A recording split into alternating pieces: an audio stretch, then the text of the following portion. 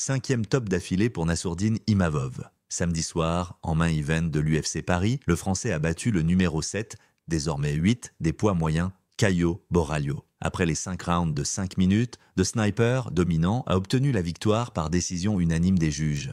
Pendant l'affrontement, Nassourdine Imavov a malencontreusement mis des doigts dans les yeux de son adversaire. Lorsqu'un combattant reçoit un doigt dans l'œil, il y a un temps mort pour que ce dernier récupère. Si l'incident se répète, le responsable du eye poke peut écoper de points de pénalité. Robert Whittaker est revenu sur le combat Imavov contre Borralho dans le podcast MM Arcade. Selon l'ancien champion des poids moyens de l'UFC, il faut être plus sévère pour prévenir les coups dans les yeux, qui peuvent largement impacter un combat. Les eye pokes doivent être pris en compte. Il a eu 3 avertissements, non ? Ce que je me souviens, c'est que l'arbitre est intervenu, lui a donné un avertissement sévère, et ensuite Nassourdine a réagi immédiatement en tendant les mains, les doigts toujours pointés vers le haut. Mais dès cet instant, il n'a absolument pas changé son comportement après cet avertissement. Je ne comprends pas.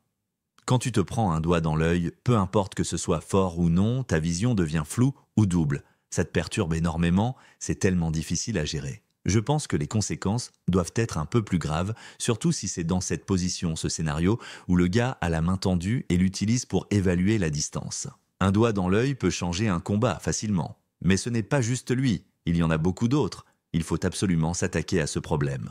The Reaper salue tout de même la performance de Nassourdine Imavov. Quoi qu'il en soit, félicitations à lui. C'était un combat exceptionnel et cela ne diminue en rien la performance d'Imavov. Il n'a laissé aucune marge à Caio. C'était un combat de très haut niveau, un affrontement de striking avec des enjeux élevés et c'était vraiment agréable à regarder. Même si Nassourdine Imavov mérite le title shot, rien n'est jamais certain avec l'UFC. L'organisation attend de voir le combat qui aura lieu à l'UFC Vancouver entre le numéro 4 Régnier de Rieder et le numéro 6 Anthony Hernandez. Si l'un des deux remporte la victoire de manière spectaculaire, The Sniper pourrait bien se faire passer devant. Robert Whittaker ne pense pas que cette dernière prestation garantisse le combat pour la ceinture aux Français. Nassourdine Imavov, lui, se dit prêt à affronter le champion Khamzat Chimaev.